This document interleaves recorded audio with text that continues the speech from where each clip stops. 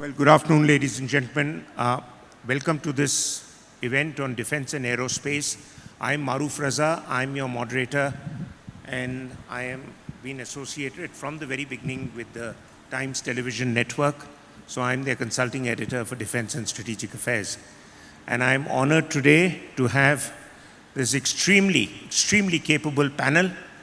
And therefore, I've got to exercise all my abilities to ask them questions which they will be able to enlighten us with in their own highly informed capacities. I've kept a watch here in front of me, so I'm going to stick to time. I'll request all my speakers to give short, crisp answers. As of now, sir, you're all on television. So you have to keep it short, and as sometimes people say, stupid. But let's start. I'm going to start with you, Vincent. I would like you to explain to us your experience in the Indian market, in the Indian defense industrial complex. What steps do you think we should take now to put India into the next level of a country that is not just having the dubious reputation of being one of the largest defense importers, but soon to be amongst the top defense exporters in the world? It's already in the top 25. How do we get in the top 5? Yes, thank you. Thank you for the question. So one thing I would say is that there's a deep and rich history between my corporation, Lockheed Martin, and Indian industry and the Indian government. And what we've seen is unparalleled dedication to attacking cost, improving quality, and upping the competence, the technical competence of Indian industry by companies, by the government as well. So we are very high and very proud of the partnerships that we have, and we've seen unparalleled success. When I travel around the world, and in my corporation, I've got responsibility for the entire globe. But we often say when things come to India, they go to India to stay, because they are second to none in terms of competitiveness. And to me, there's a couple of things that I think could be done differently, or new areas to expand upon. Certainly, the things we're sourcing today, we're seeing great success, but we want to do more complex type work here in India. And we're committed to getting Indian industry more of that complex work. Assemblies, sub-assemblies, electronic equipment, and even in the raw material arena as well. So we've indigenized, the products that we move over here, we indigenize about 85%, but these are the last few areas. And once we're able to do that, I think the sky's the limit as far as exports for India. Okay, so that's a long wish list. And let's hope India and Indian industry meets your expectations. But Amber, I want to ask you, having been in the Ministry of Civil Aviation, having been with KPMG, there is an area where I am far from satisfied. And I think the fault doesn't lie with just the foreign industry. I think there is a fault in drafting the rules and terms of engagement for what we call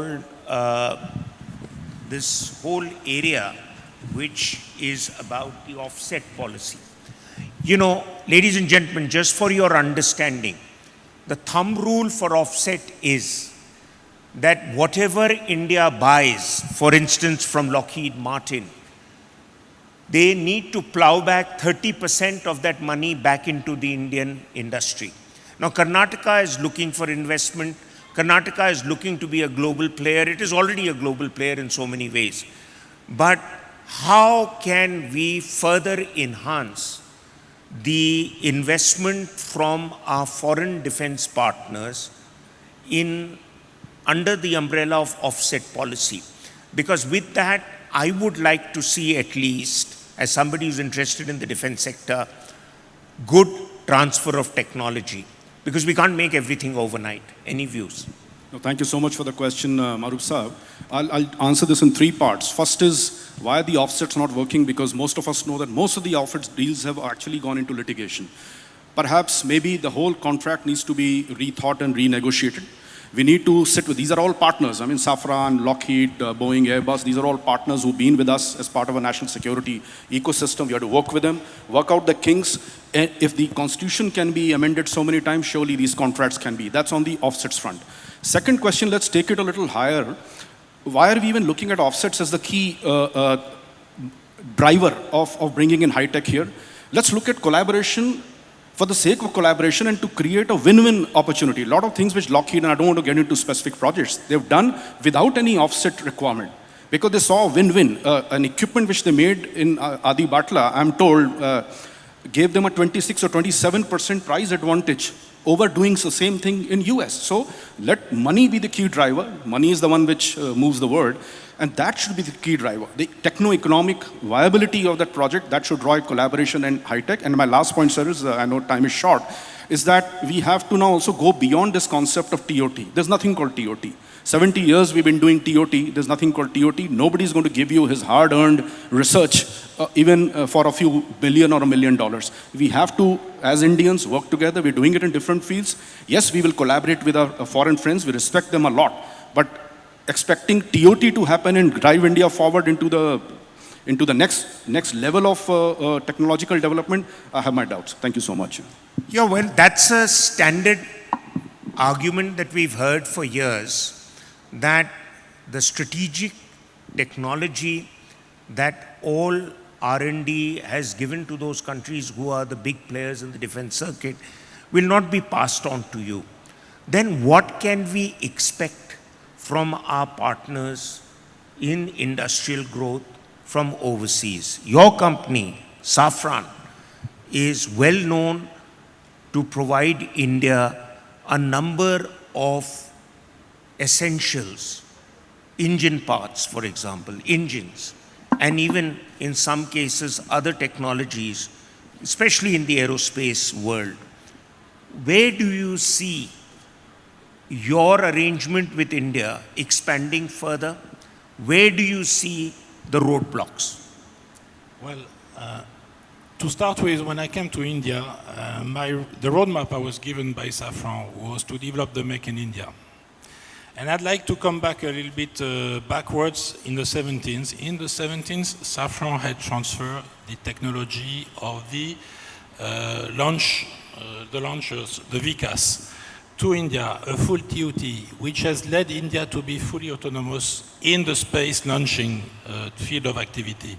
This is what we are aiming at also. There are many ways to support India. There are many ways to create the ecosystem in India. The overall objective here is to create a full ecosystem. This ecosystem should support design, development, production, and support MRO. So we should focus on all the various items. Ground is here in India. There are many opportunities. Civil aviation is booming. India will be the third largest market in civil aviation in the next coming years. The military needs are huge, so the ground is here to set up a real collaboration, a real partnership. We've done this already with HAL on the helicopter engine, and I think you can say if this is a success to our side, it is a success. We're very happy to do this. All the helicopter flying and being manufactured in India are flying with HAL and Safran engines. And this is just what we would like to continue in the future. We're here to set up a full supply chain in India. We are here to support India. Recently, Safran has announced the setting up of an MRO facility to do the MRO of civil engine. This is also transfer of technology, transfer of know-how.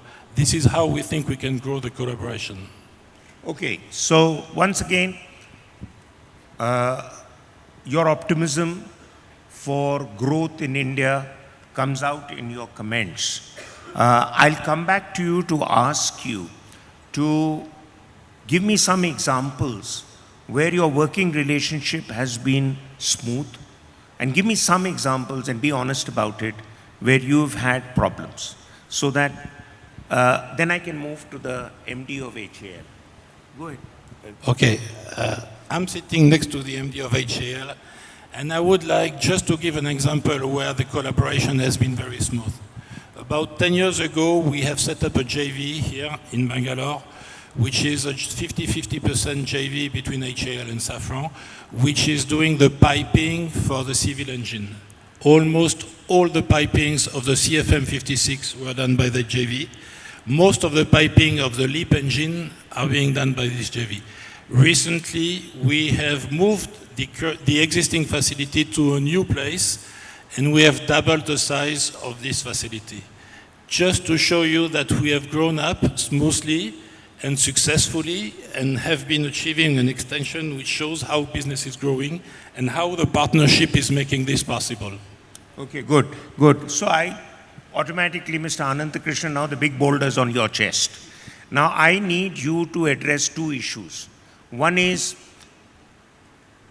defense public sector undertakings have always enjoyed the blessings of the Ministry of Defense because defense public sector undertakings were initially set up for defense requirements.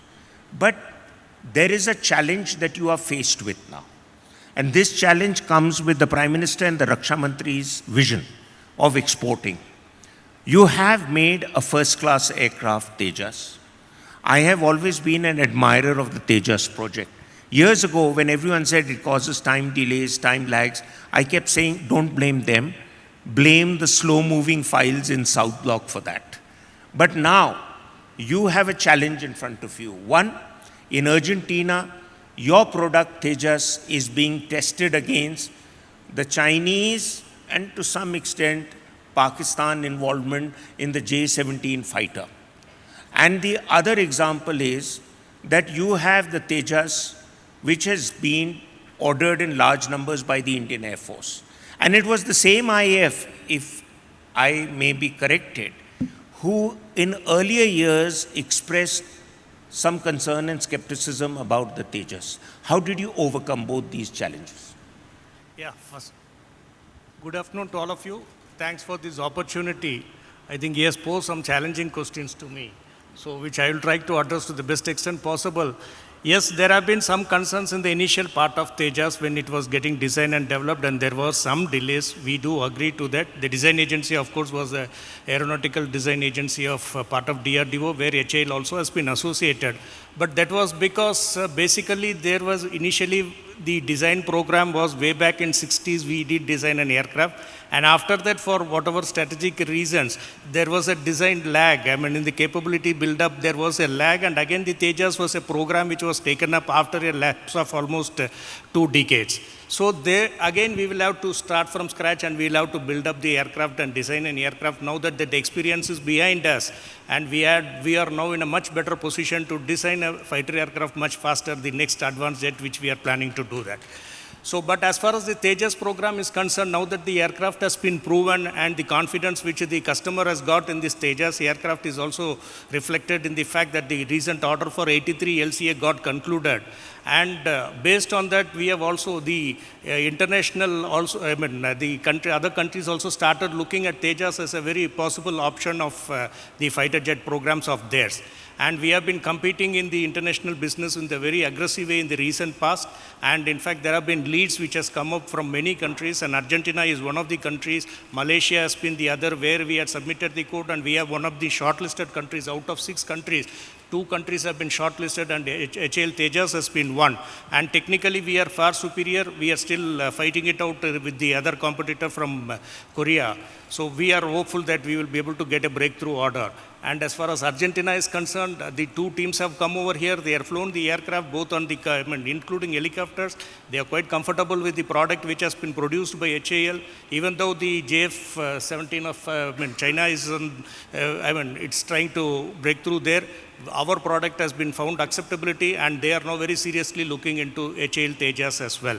So this is the story of Tejas, and we hope that once we get a breakthrough order, this is an aircraft which is going to stay for the next 2-3 decades. Okay, good luck to you, sir. And I think we should all hope for that, because just to make some of you understand that any product that is made for military usage should be usable for at least 40 years. because anything less than that, I know even the best of cars that you buy, international cars, big brands that you buy for some rich industrialist would buy, wouldn't hope to ride it for 40 years. But fighter aircrafts are expected to be airborne and operational 30, 40 years. In some cases, like the MiG-21, 60 years plus. But that's a world record in its own capacity. Back to you, Vincent.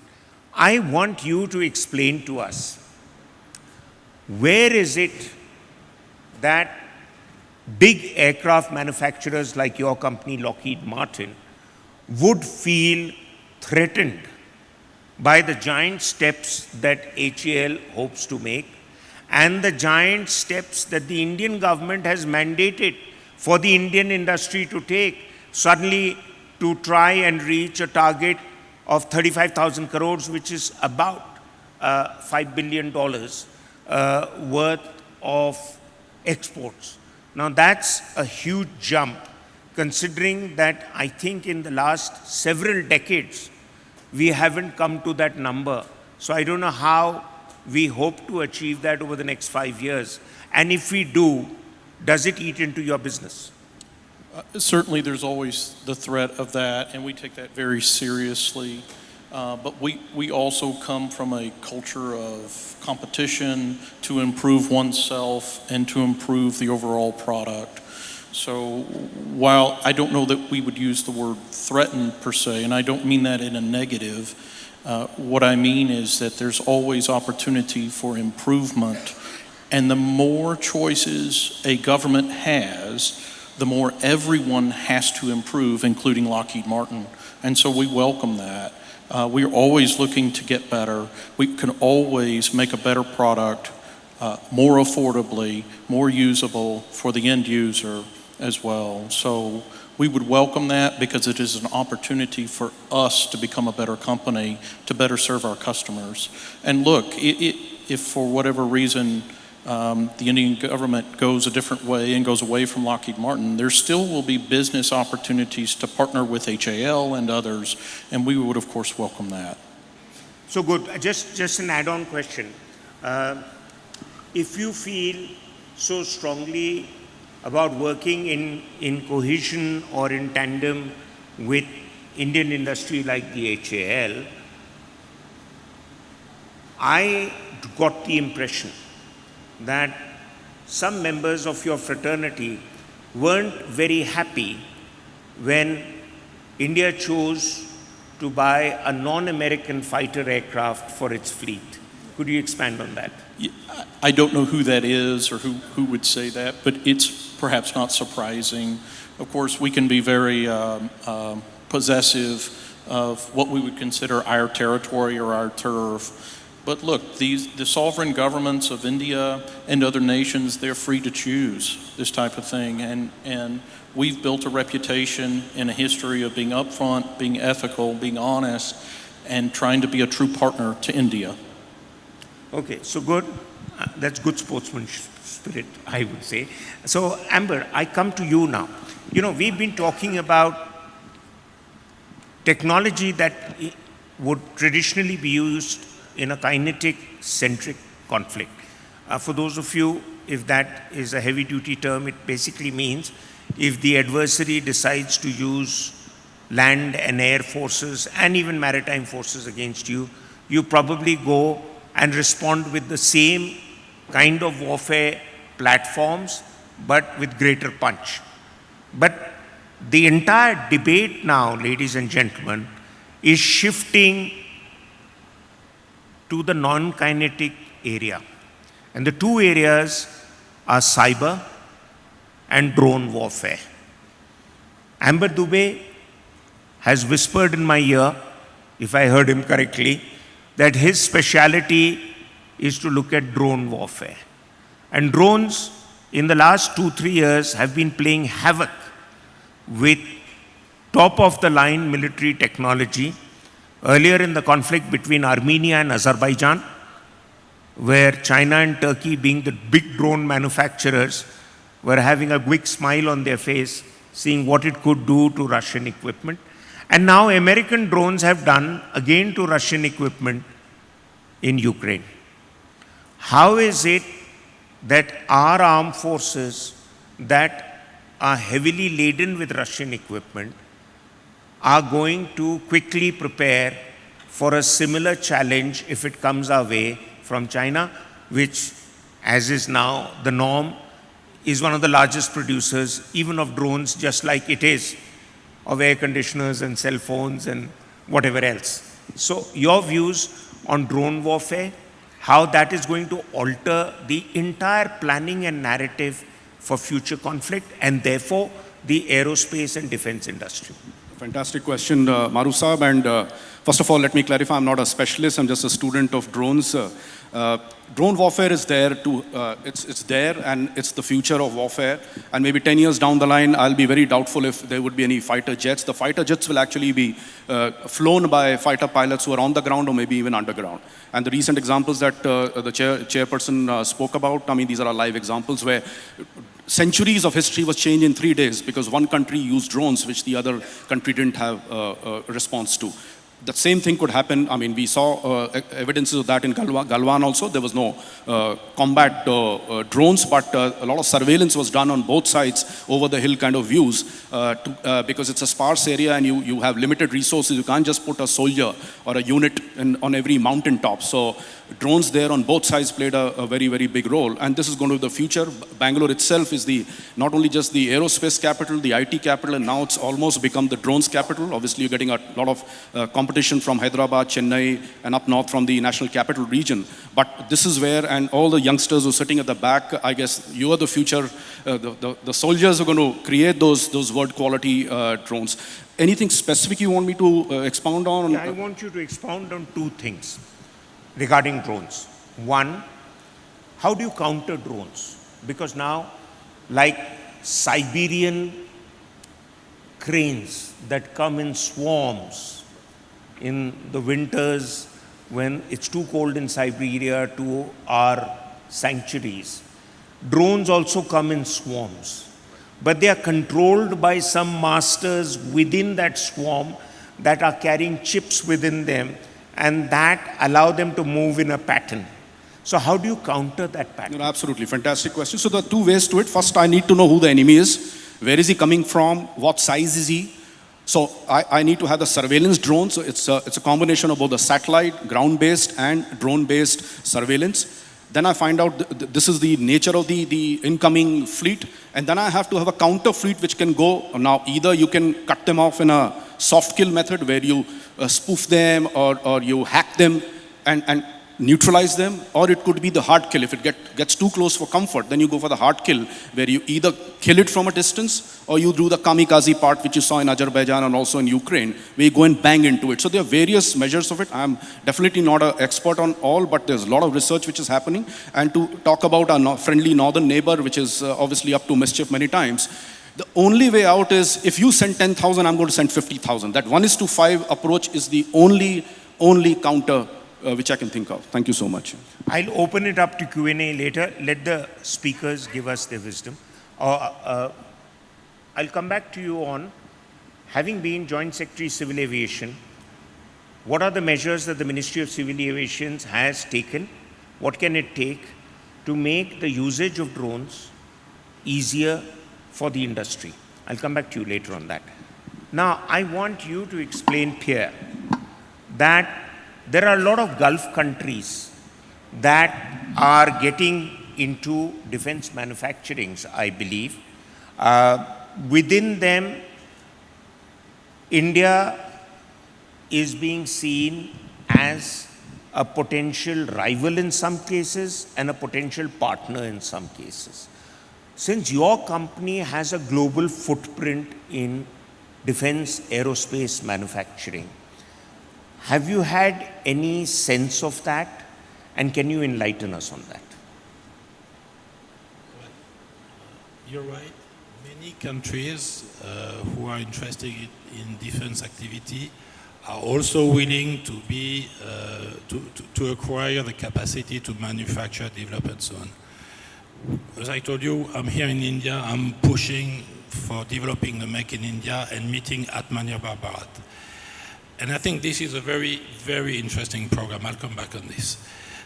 If India wants to be a partner to other countries who are importing, and if India wants to sell its capabilities to other countries, I think first I would suggest that India should first concentrate on developing the full self-reliance, acquiring the knowledge, working first on that step, because I think it's a two-step approach.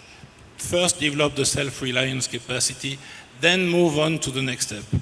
And there's nothing hidden beside this. France, we at Safran, we started 100 years ago. And the first trend was to meet the French defense requirements. We've developed our capacity, we've developed the technology. On that basis, once we were able to sustain our self-reliance, then we went and were trying to be partner, abroad with foreign countries. This is what we're trying now to do with India since the 60s, where we started to work with HAL, 17s working in this space, and nowadays we're working in the defense industry. So I think really we should go on a step by step. I was talking about Atmanirbhar Bharat. Atmanirbhar Bharat is a wonderful project because it is giving the authorities, it is giving the DPSUs and also the foreign OEMs the means to move toward that direction. I'll go a little bit away from the defense and I'll join the civil side on one side. When I came here, Safran was on the edge to set up an MRO facility in Asia. Me coming to India, I told everyone, let's go and make it India instead of Asia. And everybody was just telling me this is going to be impossible. GST is, just getting the Indian non-competitive to the MRO. I think we've worked a lot with the Civil Aviation Ministry. And under Atmanirbhar Bharat, because Atmanirbhar Bharat also starts with civil and moves to the military. Absolutely. Under this push, we've been successful with the full support of Civil Aviation Ministry, of the Defense Ministry as well, of Finance Ministry, to get a new rule on the GST for MRO. This is how we've managed to set up now a facility here in India to do all the MRO of the civil engines. So this is how we'll move again as well. And once this is done, then, capacity to be a partner to the export country will be possible. Yes, and in support of the Government of India's vision and initiatives, I must add that at least in the last 1 year, many of the rules for licensing, many of the regulations for investing in Indian companies and co-partnership, and things like how to jointly produce items of use in India, these rules have been eased off. It is much easier, I believe, to make partnerships and investments in India happen. You're absolutely right. If I may just comment on what you say. Civil aviation, we can have now a full 100% FDI here in India. Military in the past was in the 27, moved to 49, and now is 74% Yes. FDI, which is automatically granted. And in some cases, it's 100%. In specific cases, we can go up to 100%. But this is also the way to push the foreign OEM to come, transfer technology, set up facilities. For Safran, I was talking about the JV which we have with HAL here, which is a 50-50% JV, which was doing all the piping of CFM56 worldwide. So it was a pure export. Just one more point. Thanks to this 100% FDI position, we've been also able to set up other facilities building up parts for LEAP engines for all over the world as well. So that policy is key to acquire technologies. Okay, well done, well done. So we are on the same page. And Mr. Anandakrishnan, now here is a big challenge for you. Based on the assertions made by our speakers, for too long, our DPSUs, HAL's the king amongst them, have enjoyed a kind of captive audience within the armed forces. You assemble all the Sukhoi jets for India, for example, and have been a bit wary, if not more than a bit wary, of private industry entering into the defense space. Can you explain to us, would that be a good idea even for well-established giants like HAL? Or would you suggest that the private industry comes in small baby initiatives and see how public-private partnership works? And if it works, we open the door for the larger thing. Or because time is of a premium, we have to catch up, you go the whole hog immediately. What's your view? Yeah. In the first place, I don't see it as a challenge. It's an opportunity for us because we don't see private sector anymore as our competitor. We want to see them as our collaborator. The reason being that today the two buzzwords which are doing in the defense industry, the landscape which has changed is, one is your self-reliance and Atmanirbhar Bharat. The second one is the make for India and also make for the world, the global manufacturing hub, which means there are tremendous opportunities being opened up in the Indian defense industry, which we are very sure and we are very confident that there is enough space for every other industry to be operating it. It should not be that only the public sector will be able to do, because the opportunities are plenty. We would like to see that the private sector also plays a big role, because ultimately it is the objective of the country to become a global manufacturing hub which needs to be achieved. Having said that, we are very much keen to open up with the private and start working with them. And we have initiated certain of our major projects which we are planning to come up, like the medium role helicopter and then the other AMCA programs. We wanted to work with the private industry right from the design stage. All through it has been only at the manufacturing stage people have started looking into private industry. But now we feel that it should be right from design stage, we should start work from them so that the IPR can be developed within the country. Probably if we need support from the foreign defense, OEMs, we can take help from them. But all in all, we are very much keen to see that we join hands with private industry to make the country self-reliant and also become a global manufacturing hub. Because we feel that our efficiencies are in capacities and capabilities which we have built over 5 to 6 decades. Private sector has got certain capabilities in the form of entrepreneurial efficiencies to be more agile and aggressive. So if you are going to synergize both these capabilities, I think exciting days are to come. Let's hope so that happens, because one of the points very important international news magazine had made, that one way that India can rapidly move forward in defense and aerospace is to adapt the work culture of the private industry in the government-owned enterprises. And if that work culture sets in, where deadlines are met, where ruthlessness has to be exercised if you are going to achieve your objectives, and there is going to be very little chance for a sorry or runners-up prize, then I think we are on the right lines. I'm for it. Now, ladies and gentlemen, I am looking at the clock. I've done very well with time. I have time for a few questions. I would, if the audience is interested, quickly ask you to make short questions, no statement, and if you can, identify who you would like your question answered by. We can open up to 3 questions before we give them time for closing remark. You had raised your hand, sir, first. So don't wait for a mic. I can hear you. Just get up and speak. Hi, Maru. Good to see you after U16 after so many years. Oh, my. Hi.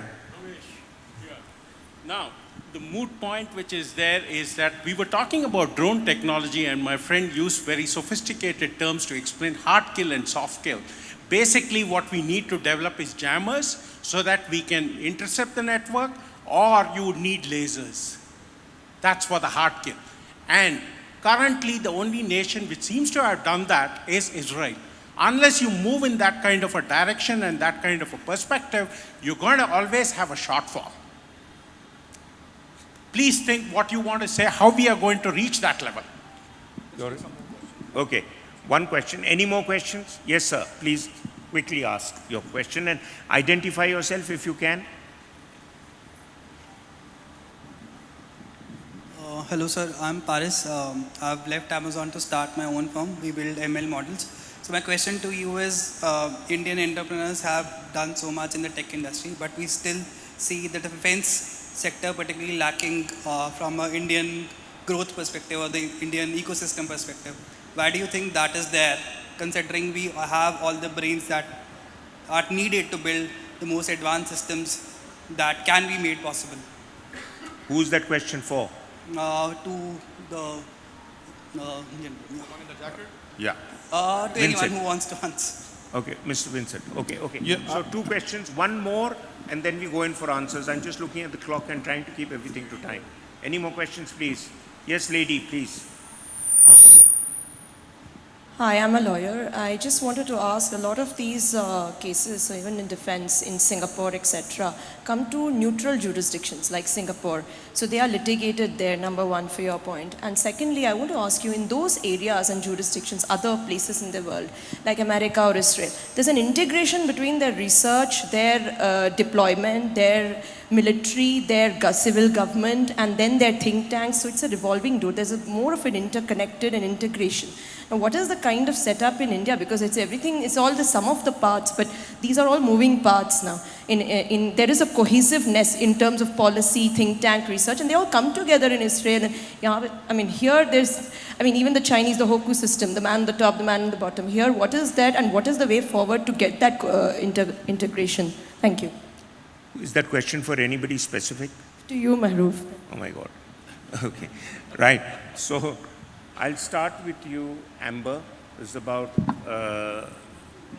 Yeah, the soft kill, hard kill. You're absolutely right. So I have very little to add. The gentleman is very well read and very knowledgeable. So yes, you have to have the jammers to jam it. You also have to identify the right drone. If it's an enemy drone, you have to designate it, because that's why we can't use it at the airports, because sometimes the jammer can end up creating a more collateral damage to fast-moving Indigos and spice jets than the tiny drone which is trying to protect us from. So jammer is so sensitive that you can't even import a jammer. For any use of any jammer anywhere in India, you need approval from the cabinet secretary, and there's a whole team under him which looks after that. So you talked about Israel. Yes, there's lots of collaboration which is happening, can't be shared on this platform, but please rest assured, because we respect this is a country which respects wisdom. Anybody who has more intelligence, wisdom and knowledge, experience, we respect that. That's why two very senior gentlemen are here, more in the audience. So we are collaborating with every possible country that we can. It's happening silently. Both PSUs and private companies are working with them, and I'm sure something good will come out of it. Yeah. So soft kill is about jammers, hard kill is more about lasers, and all that is being worked upon. Yeah. Thank you. Okay. Right, just a sec. Okay. Let the questions finish, and then the gentleman behind you can answer. Yes, Vincent, go ahead. Yes, so I think the question was around the slowness of the industry to adopt or be able to adopt new technologies and the growth of the industry. So there's a couple of factors that go into that. The two governments that we're working with, specifically the United States government and the Indian government, are often bureaucratic and slow. I would use the word deliberate. And so there's oftentimes many debates and discussions about what can be released and what can be transferred. I will tell you, within the halls of Lockheed Martin, that we are attempting to transfer as much technology as we can, as quickly as we can, and move work over here as fastly as we can. We have to be deliberate as well, because we have to make sure, as we all know, the defense requirements are very stringent and very exacting. And so we have to be very careful about what gets moved, when it gets moved. And then we have complications of what the governments will allow to be moved as well. And oftentimes when we're meeting with the Indian government, we're having to explain the value of the technologies that are being transferred and the value of the work that we're proposing to move over here. It's very easy when you can look at contracts and sales, because those are hard numbers on a page. But when you're looking at something more abstract, it is difficult to interpret the value to that. And so it takes time. There is a plan, I know that, between the two governments, and we are certainly behind both governments in getting the work over here to growing the defense industry in India as quickly as we possibly can. Okay. Okay, ma'am, your question. As I understand, your assertion is that you would need one point where everything from signing of contracts to any post-contract litigation can be attended to, as you have indicated happens in other Asian countries, perhaps I think China was your example. Have I understood it correctly? Okay, okay. So, you know, if I was to put it in brief because of time, one is that we are in a phase of transition where earlier we went out and bought what we needed. The process of defense purchases, as you probably would know, is a very prolonged one, and not because of lack of initiative at some levels of people to finally agree on a deal, but even in the fast-moving process of doing a straightforward purchase other than a government-to-government purchase, which is called FMS, you would take 352 weeks upwards to actually pick up top-of-the-line technology going through RFP, NCNC, price shortlisting, and the product arriving on your territory. And that's the best-case scenario, which gives it about 5 years. And if you look at the fighter aircraft deal, you're looking at 17 years. Now, how do you telescope that all under a one-window clearance scheme? And if those things don't happen, then what recourse does a manufacturer have to take legal steps? You see, my understanding is that we need to move more rapidly in that area. I don't think we have really got all the paperwork sorted out for how we have to do, because let me give you an example. We have an offset policy. Now, those who drafted the offset policy would thump their chest and say it couldn't have been better than that. But it keeps going through amendments, and even after amendments, it has left a lot of room for satisfaction because it's not been entirely something that defense companies that are asked to implement the offset policy are happy with. So you need, my suggestion would be that you would need a completely new governmental body which could address these on fast track when there are issues that need to be addressed. I'll give you an example which is connected with defense. You know, if the defense personnel were to go to our respected courts, it would take the normal time that the honorable courts take for all cases. So the honorable courts agreed to and set up something called the Armed Forces Tribunal.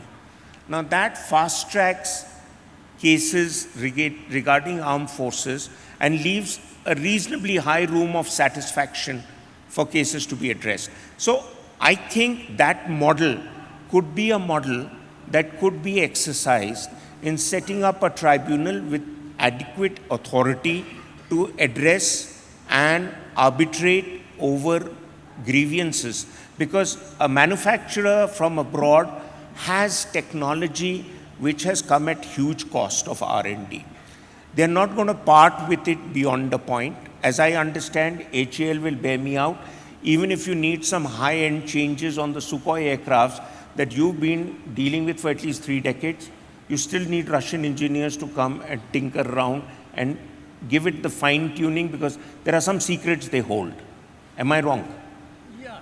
Okay, okay. So that's what we are seeing, that we have to give the manufacturer who has the intellectual property controls the right to be able to decide how much more they will ease out to help India achieve its Atmanirbhar goals, and how much they would like to hold on to because their USP is the knowledge they have gained through R&D.